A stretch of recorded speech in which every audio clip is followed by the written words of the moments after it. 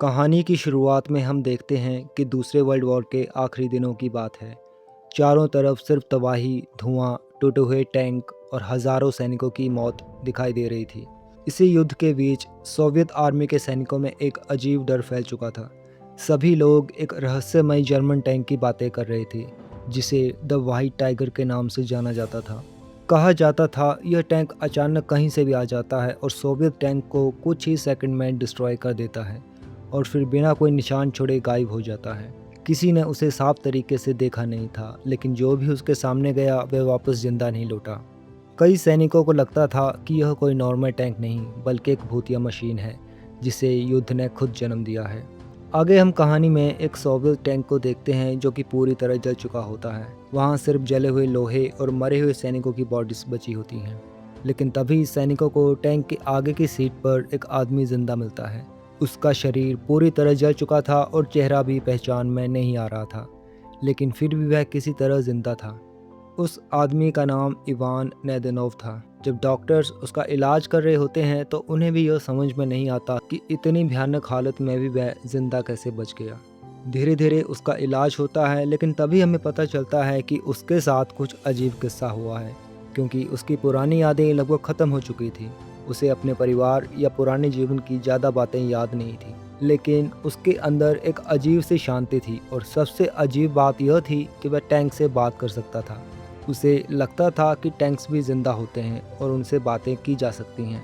जब नेदेनोव थोड़ा ठीक होता है तब वह अपने अधिकारियों को बताता है कि जिस टैंक ने उसकी पूरी यूनिट को ख़त्म किया था वो टैंक वाइट टाइगर था।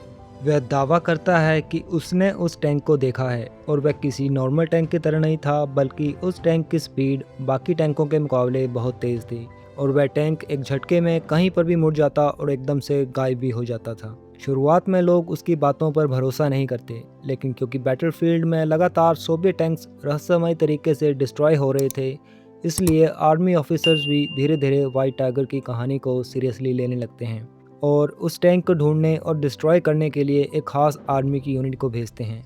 लेकिन उन्हें वाइट टाइगर कहीं पर भी नहीं मिलता। लेकिन नेदेनोव कहता है कि वाइट टाइगर कहीं ना कहीं अभी भी मौजूद है और वह फिर वापस आएगा। अब सोवियत आर्मी फैसला करती है कि अगर वाइट टाइगर सच में है तो उसे ख़त्म करना ज़रूरी है। इसलिए वे एक नया पावरफुल सोवियत टैंक बनाते हैं जिसका नाम T-3485 रखा जाता है। यह टैंक पहले से ज़्यादा मजबूत और काफ़ी एडवांस था।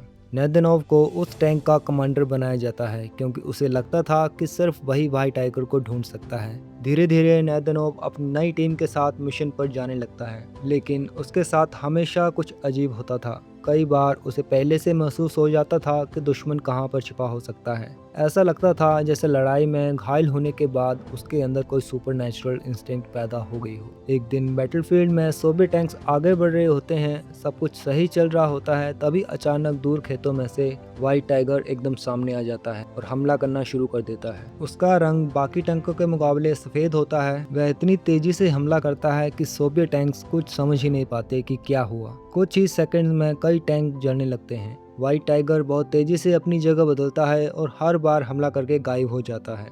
नेदेनोव उसे रोकने की कोशिश करता है, लेकिन वाइट टाइगर फिर धुएं के बीच गायब हो जाता है। इस लड़ाई के बाद सभी सैनिक और भी ज्यादा डर जाते हैं। उन्हें लगता है कि वाइट टाइगर को मशीन नहीं बल्कि मौत का सामान है जो जब चाहे सामने आ जाता है। धीरे धीरे नेदेनोव का ऑब्सेशन उस टैंक को लेकर बढ़ने लगता है। अब उसका सिर्फ एक ही लक्ष्य था, वाइट टाइगर को ढूंढना और खत्म करना। बाकी लोग युद्ध खत्म होने की उम्मीद कर रहे थे, लेकिन नेदेनोव को लगता था कि जब तक वाइट टाइगर जिंदा है तब तक युद्ध पूरी तरह से खत्म नहीं होगा।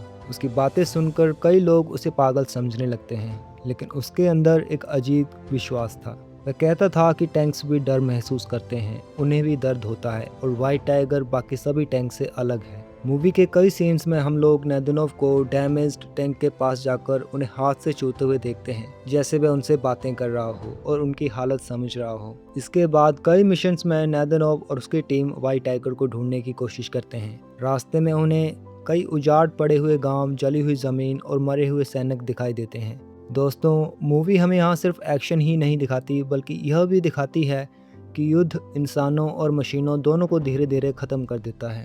हर तरफ सिर्फ डर और मौत बची थी। एक मिशन के दौरान नेदेनोव को महसूस होता है कि वाइट टाइगर आसपास है। वह अपनी टीम को सावधान रहने के लिए कहता है तभी अचानक दूर से वाइट टाइगर हमला कर देता है। उसकी एक्यूरेसी इतनी डेंजरस थी कि वह दूर से ही टैंक्स को उड़ा देता था। नेदोनोव जवाबी हमला करता है और कुछ देर तक दोनों टैंक्स के बीच जोरदार लड़ाई होती है। पहली बार नेदोनोव वाइट टाइगर को थोड़ा डैमेज पहुंचाने में सफल होता है, लेकिन फिर वाइट टाइगर धुएं और जंगल के बीच गायब हो जाता है। दोस्तों, अब युद्ध अपने अंतिम दिनों में पहुंच रहा था।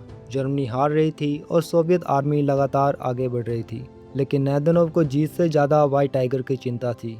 बाकी सैनिक सेलिब्रेट करना चाहते थे क्योंकि वॉर ख़त्म होने वाला था, लेकिन नेदोनोव को लगता था कि असली दुश्मन अभी भी जिंदा है।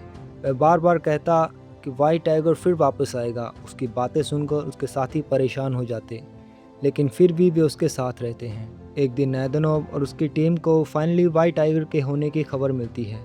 वे खुले मैदान में पहुंचते हैं जहां चारों तरफ शांति होती है। अचानक वाइट टाइगर सामने आ जाता है। अब दोनों के बीच अंतिम लड़ाई शुरू होती है। वाइट टाइगर पहले हमला करता है, लेकिन इस बार नेदोनोव तैयार था। दोनों टैंक्स एक दूसरे पर लगातार फायर करते हैं। मैदान में धुआं और एक्सप्लोजन्स फैल जाते हैं। नेदोनोव पूरी कोशिश करता है कि वाइट टाइगर बचकर न निकल पाए। आखिरकार उसके टैंक से निकला गोला वाइट टाइगर को हिट करता है। कुछ पल के लिए लगता है कि शायद वह डिस्ट्रॉय हो गया, लेकिन फिर वाइट टाइगर अचानक गायब हो जाता है। वहाँ सिर्फ धुआं बचता है और कोई नहीं समझ पाता कि वह सच में ख़त्म हुआ या नहीं। दोस्तों, अब युद्ध ऑफिशियली ख़त्म हो जाता है क्योंकि जर्मनी सरेंडर कर देती है और बाकी सैनिकों के लिए यह राहत का समय था। लेकिन नेदोनोव अभी भी शांत नहीं था। उसे यकीन था कि वाइट टाइगर कहीं ना कहीं अभी भी मौजूद है। मूवी के अंत में एक बहुत इंपॉर्टेंट सीन आता है। वहाँ अडोल्फ हिटलर को दिखाया जाता है जो एक आदमी से बात कर रहा होता है। वह कहता है कि युद्ध सिर्फ जर्मनी की वजह से नहीं हुआ, बल्कि दुनिया के अंदर हमेशा से वायलेंस और नफरत मौजूद रही है। ये डायलॉग पूरी मूवी का सबसे गहरा हिस्सा था। यह मूवी यह बताती है कि वाइट टाइगर सिर्फ एक टैंक नहीं था, वह युद्ध, नफरत और इंसानों के अंदर छिपी डिस्ट्रक्शन का सिंबल था। इसलिए उसे पूरी तरह ख़त्म नहीं किया जा सकता। अंत में नेदोनोव अब भी वाइट टाइगर को ढूंढने की बात करता है। उसे लगता है कि जब तक दुनिया में युद्ध और नफरत मौजूद है, तब तक वाइट टाइगर किसी न किसी रूप में जिंदा रहेगा। दोस्तों, मूवी यहीं पर ख़त्म हो जाती है और ऑडियंस को सोचने पर मजबूर कर देती है कि शायद असली दुश्मन कोई मशीन नहीं, बल्कि इंसानों के अंदर की वायलेंस है। इस मूवी से हमें यह मैसेज मिलता है कि युद्ध कभी सच में ख़त्म नहीं होता। वह सिर्फ बैटलफील्ड से हटकर लोगों के दिमाग और यादों में रह जाता है। द वाइट टाइगर हमें दिखाती है कि हेट्रेड, ग्रीड और वायलेंस हमेशा डिस्ट्रक्शन को जन्म देते हैं। मूवी यह भी सिखाती है कि जब इंसान युद्ध को पावर और जीत का रास्ता मानने लगता है, तब वह धीरे धीरे खुद भी मशीन जैसा बन जाता है। वाइट टाइगर सिर्फ एक एनिमी टैंक नहीं था, बल्कि वह एंडलेस वॉर और इंसानों के अंदर छिपे अंधेरे का प्रतीक था। दोस्तों, अगर आपको यह मूवी पसंद आई हो तो इस वीडियो को लाइक करें, शेयर करें और हमारे चैनल सिने डिकोड को सब्सक्राइब करें, ताकि ऐसी ही और भी वीडियोस आप तक पहुंचते रहें। मिलते हैं नेक्स्ट वीडियो में, तब तक के लिए टेक केयर एंड अलविदा।